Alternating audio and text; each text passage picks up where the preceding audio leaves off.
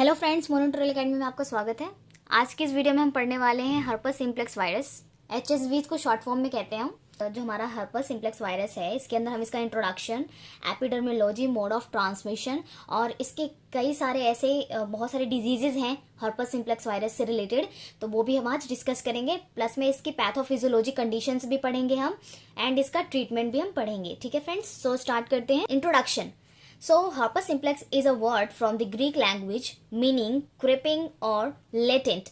After primary infection, it enters the nerve of the site of primary infection, migrates to the cell's body of neurons. तो ठीक है friends, ये किससे related है? हमारा nerve से रिलेटेड है। तो हर्पस सिम्प्लेक्स वायरस है बेसिकली क्या है कि जो ये लैंग्वेज है वो ग्रीक लैंग्वेज है। ठीक है, हर्पस सिम्प्लेक्स एक ग्रीक लैंग्वेज है जिसका मीनिंग होता है क्रेपिंग एंड लेटेंट। यानी क्या होता है, आफ्टर जो प्राइमरी इन्फेक्शन जब एंटर करता है नर्व्स के अंदर, तो साइट ऑफ प्राइमरी इन्फेक्शन तो क्या करते हैं, माइग्रेट कर देता है सेल बॉडी के अंदर। ठीक है, जो न्यूरॉन्स होते हैं उसको माइग्रेट कर देता है। तो ये कंडीशन क्या कहलाती है? HSV कहलाती है, herpes simplex virus.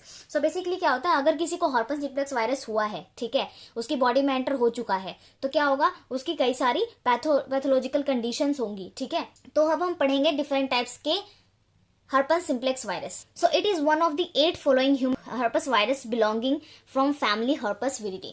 So friends, क्या है यहाँ पर, herpes की भी कई सारी फैमिलीज हैं जो इन्वॉल्व है। ठीक है, हम पढ़ रहे हैं herpes simplex virus type 1, type 2, type 3, type 4, type 5, 6, 7, 8, यानी टोटल 8 टाइप्स की फैमिलीज है herpes simplex virus की। ठीक है, अब आते हैं एपिडर्मोलॉजी पे।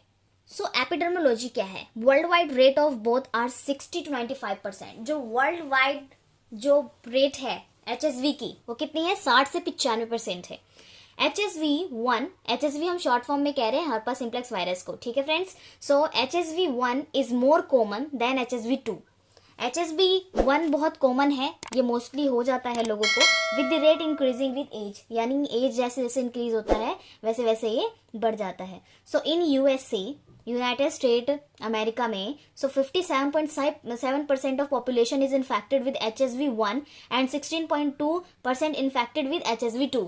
सो क्या था फ्रेंड्स, जो USA था, ठीक है, USA जो यूनाइटेड स्टेट अमेरिका है, वहां पर 57.7% लोग जो है, 57.7% लोग क्या है, जो उनकी पॉपुलेशन है इतनी, वो इन्फेक्टेड हुए थे हर्पस सिम्प्लेक्स वायरस टाइप 1 से। ठीक है, और जो 16.2% थे वो इन्फेक्टेड हुए थे HSV2 यानी हर्पस सिम्प्लेक्स वायरस टाइप 2 से। ठीक है, सो इसका मोड ऑफ ट्रांसमिशन क्या है, किस तरीके से ये एक दूसरे में फैलता है? ठीक है, जैसे human to human, person to person किस तरह से ये स्प्रेड होता है। So direct contact with the lesion on infected body fluid. अगर किसी को घाव हुआ है, उस पर हर्पस सिम्प्लेक्स वायरस इन्फेक्टेड है, तो क्या होगा, अगर आप उसे टच करेंगे, उसके कॉन्टेक्ट में आएंगे, डायरेक्ट कॉन्टेक्ट में आएंगे, तो आपको हो सकता है skin to skin contact. Skin to skin contact कब होता है? जब टच करते हैं। ठीक है, टच करने से क्या होगा कि वो कॉन्टेक्ट होगा और वो वायरस क्या है आप में ट्रांसमिट हो जाएगा। Via infected saliva, semen and vaginal fluid.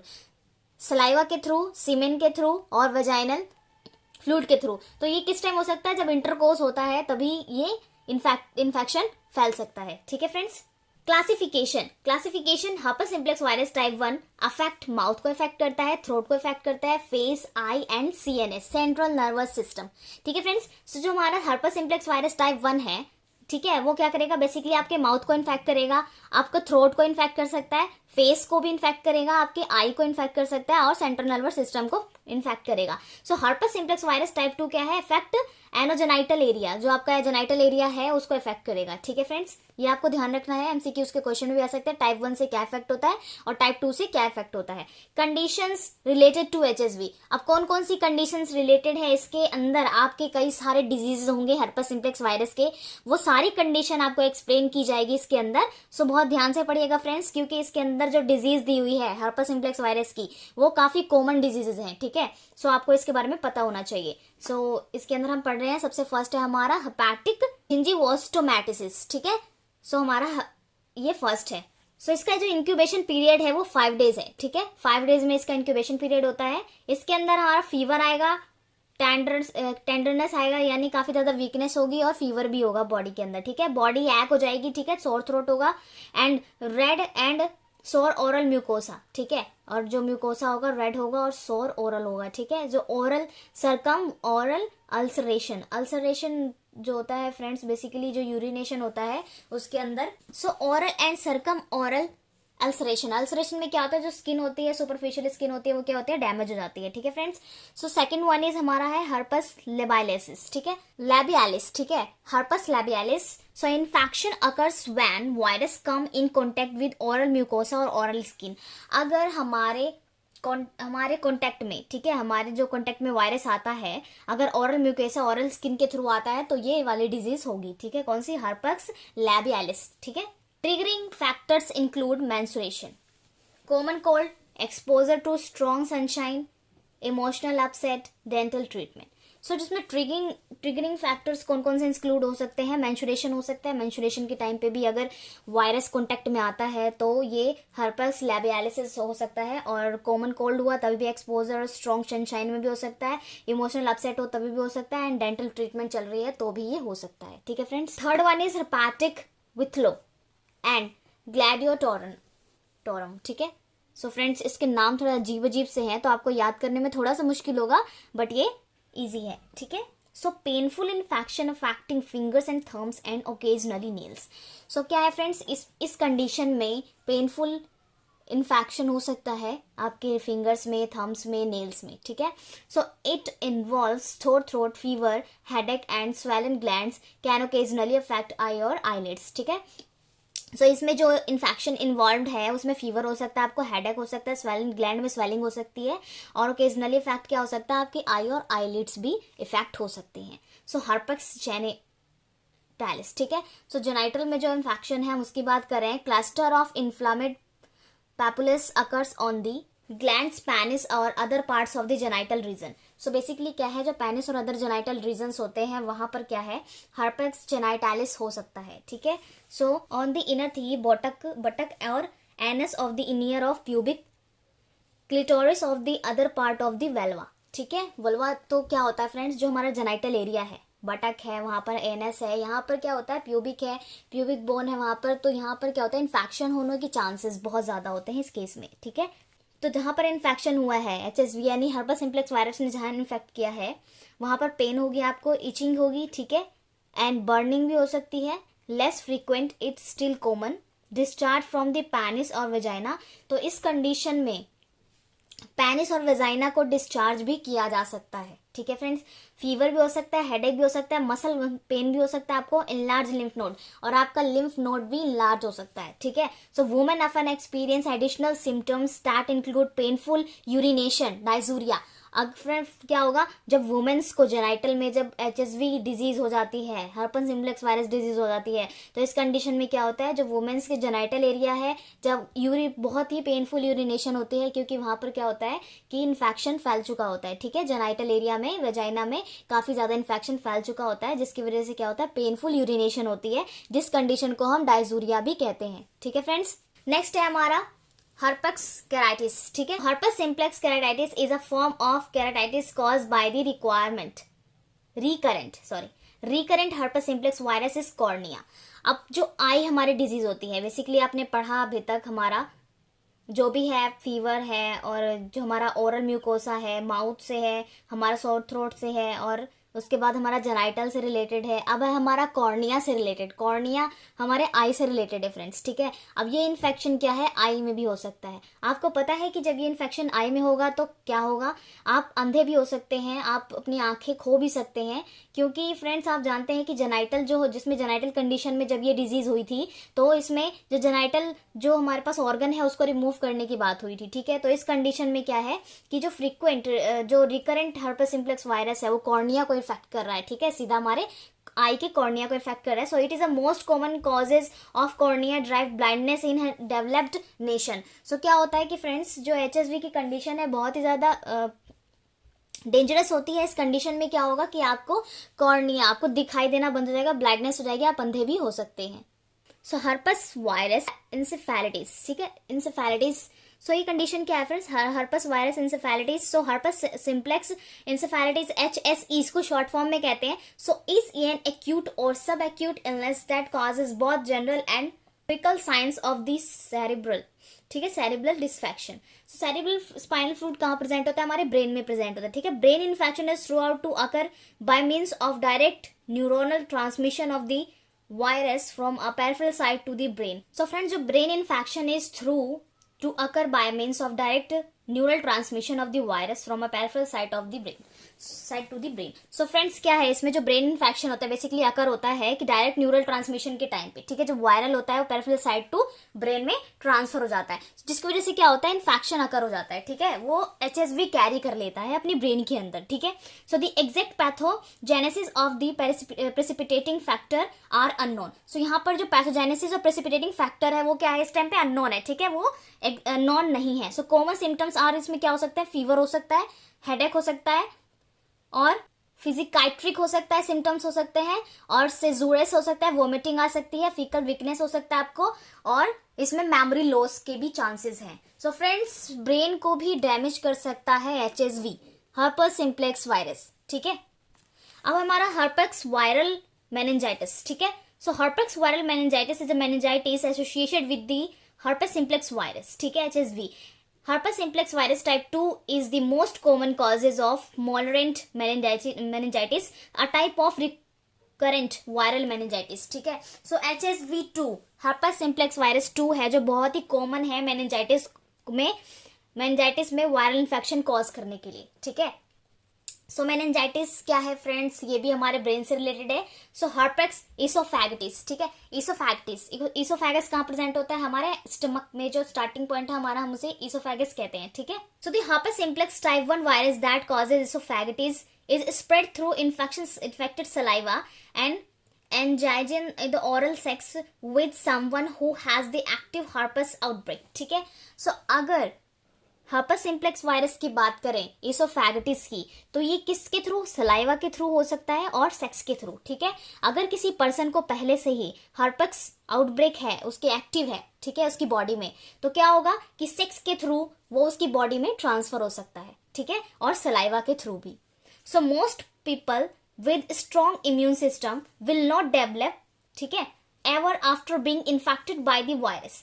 सो क्या है, जो मोस्ट पीपल होते हैं उनका इम्यूनिटी सिस्टम क्या होता है, वो स्ट्रॉन्ग डेवलप नहीं होता, ठीक है, even after being infected by the virus. So even being क्या होता है, इन्फेक्टेड वायरस होने के बाद। So risk increase in HIV। सो क्या होता है कि ये रिस्क को बढ़ा देता है, HIV रिस्क को बढ़ा देता है। हर्पेस सिम्प्लेक्स वायरस अगर आपकी बॉडी में एंटर कर चुका है, अगर आपका इम्यून सिस्टम वीक है, तो क्या होगा, आप उससे लड़ नहीं सकते, तो ये क्या करेगा, आपके बॉडी में इन्फेक्शन लेवल इंक्रीज करेगा, और भी कई सारी डिजीजेस आपको इफेक्ट करने लगेंगे, जैसे कि HIV का केस बढ़ जाएगा, ठीक है, HIV भी हो सकता है, ल्यूकेमिया और अदर कैंसर्स, और आपको कैंसर भी हो सकता है, ल्यूकेमिया भी हो सकता है, ठीक है फ्रेंड्स। तो इसमें क्या हुआ कि अगर आपका इम्यून सिस्टम स्ट्रांग हुआ तो आप हर्पेस सिम्प्लेक्स वायरस से भी लड़ सकते हैं, ठीक है। अगर आपका इम्यून सिस्टम वीक है तो आपके अंदर और भी कई सारे डिजीजेस क्या होंगे, अकर होने लगेंगे, ठीक है। सो ऑर्गन ट्रांसप्लांट और डायबिटीज के केसेस भी हो सकते हैं, क्या पता आपको ऑर्गन ट्रांसप्लांट करना पड़ जाए, आपको डायबिटिक के केस हो जाए, ठीक है, तो इस केस में क्या होता है, इंसान का बचना भी मुश्किल हो जाता है। सो सिम्टम्स लाइक डिफिकल्टी स्वेलिंग हो जाएगी, पेनफुल स्वेलिंग होती है, जॉइंट पेन होता है, चिल्स होता है, फीवर होता है, और जनरल मेलाइसिस होता है, ठीक है, मेलाइस। सो फ्रेंड्स, हमारा इसोफैगिटिस भी है जो काफी डेंजरस है। सो अब हम बैलेंस पैल्सी पढ़ने वाले हैं। सो अगर मैं बैलेंस पैल्सी की बात करूँ, it is acute isolated facial nerves paralysis often caused by herpes simplex virus. So ये क्या है, जो हमारा बैलेंस पैल्सी है, इस केस में क्या होता है, जो हमारा फेस होता है, आपने फेस देखा होगा कि पैरालिसिस, जब किसी को पैरालिसिस होता है ना फ्रेंड्स, तो जो बॉडी है वो एक्नी हो जाती है, मतलब सिकुड़ जाती है, मुड़ जाती है। जैसे आपका सपोज कीजिए हैंड है, हैंड यूं हो सकती है, यूं हो सकती है, यूं हो सकती है, कैसे भी कंडीशन में हो सकती है। तो क्या होता है, इसमें एक्नी हो जाती है। सो क्या होगा, जो फेस होगा वो क्या होगा, उसका जो फेस होता है वो बिल्कुल उसकी जो नॉर्मल फेस के अकॉर्डिंग क्या होता है, वो फेस थोड़ा मुड़ जाता है, सिकुड़ सा जाता है, ठीक है। Infection result is swelling is the nerves with in facial canal, so resulting is a loss of nerves impulse conducting leading to facial paralysis. So क्या होगा, यहाँ पर आपका नर्व्स इंपल्स कंडक्टिंग क्या होगा, ये लूज हो जाएगा, ठीक है, वहां पर आपका nerve system, facial nerve system work करना बंद कर देगा, आपका जो ब्रेन है वो फेस का जो नर्व सिस्टम है उससे कनेक्शन उसका अगर खत्म हो गया तो वहां पर जो फेशियल पैरालिसिस होने के चांसेस बढ़ जाते हैं। अगर आपका ब्रेन ही वहां काम नहीं कर रहा है, आप वहां नर्व्स काम नहीं कर रहे हैं, आपके इंपल्स काम नहीं कर रहे हैं, तो आपका वहां फेस जो है वो बिल्कुल ही स्टॉप हो जाएगा। जो फेस का जो उसमें स्किन का वर्क है, जो वहां पे सेल्स वर्क कर रही है, बिल्कुल स्टॉप हो जाएंगी, वहां पर आपको पैरालिसिस हो जाएगा। ठीक है, तो ये बेल्स पैल्सी वही एक कंडीशन है। इस केस में हर्पेस सिम्प्लेक्स वायरस के केस में ये हो सकता है। अल्जाइमर डिजीज, अल्जाइमर डिजीज क्या है? HSV1 herpes simplex virus 1 type 1 causes these diseases due to damage to nerve system। Nervous system damage होने के बाद अल्जाइमर डिजीज होने के चांसेस होते हैं। ठीक है, ये कौन कॉज करता है? Herpes simplex virus type 1 cause करता है। ठीक है फ्रेंड्स,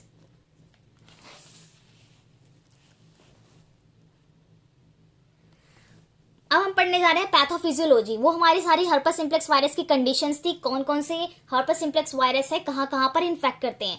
एंड देन हमारा आता है पैथोफिजियोलॉजी। ठीक है, cure the herpes is not yet been developed once infected in remains in the body throughout life।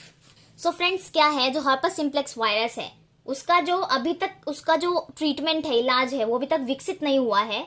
ठीक है, तो इससे क्या होगा, जो भी लोग इन्फेक्टेड हुए हैं वो क्या होगा, उनकी बॉडी के अंदर लाइफ टाइम के लिए वो इन्फेक्शन रहता है। ठीक है, तो फ्रेंड्स अगर जिसको HSV हुआ है वो क्या होगा, उनकी बॉडी में लाइफ टाइम वो सेल्स रह सकती हैं। ठीक है, so treatment can reduce viral shedding and alleviate the severity of system. तो क्या होगा फ्रेंड्स, जो हमारा ट्रीटमेंट है वो क्या करेगा, वायरल शेडिंग को कम कर देता है, पर जो इसके सिस्टम की जो गंभीर बहुत ज्यादा सिवियरिटी होती है, सिस्टम की जो सिवियरिटी होती है, जो सिम्टम्स आप जानते हैं कि जब सिम्टम्स होगा तो काफी ज्यादा होता है, जिसके अंदर आपने पढ़ा होगा फीवर, चिल्स, कफ हो जाता है, जिसमें पेनफुल स्वेलिंग होती है, लिम्फ नोड स्वेल हो जाता है, तो उस कंडीशन को ये कम कर देता है। ठीक है, ट्रीटमेंट जो है, अगर हम ट्रीटमेंट देते हैं प्रॉपर तरीके से तो वायरल शेडिंग को कम कर सकते हैं पर खत्म नहीं कर सकते। ठीक है, so HSV asymptomatic shedding occur at some time is a most of the infected individual। so friends, क्या है जो HSV है वो एसिम्टोमेटिक होता है। ठीक है, एसिम्टोमेटिक शेडिंग होता है और समटाइम क्या करता है, मोस्ट इन्फेक्टेड इंडिविजुअल के अकॉर्डिंग मोस्ट इन्फेक्टेड भी हो जाता है। So virus enter into susceptible cells via entry receptor. तो वायरस जब एंटर करता है वो ससेप्टिबल सेल्स पे होता है वाया एंटर रिसेप्टर, इस रिसेप्टर के थ्रू नहीं। ठीक है, so infected person showing no visible symptom, infected person कोई विजिबल सिम्टम शो नहीं करता, सो मे स्टिल शेड और transmit the virus through skin. सो क्या है, जो वायरस है वो स्किन के थ्रू भी ट्रांसमिट हो सकता है। So antibodies forms as a result of primary infection with type of HSV prevent reinfection with the same virus type. So क्या है, जो एंटीबॉडीज फॉर्म हो जाता है हमारी बॉडी के अंदर।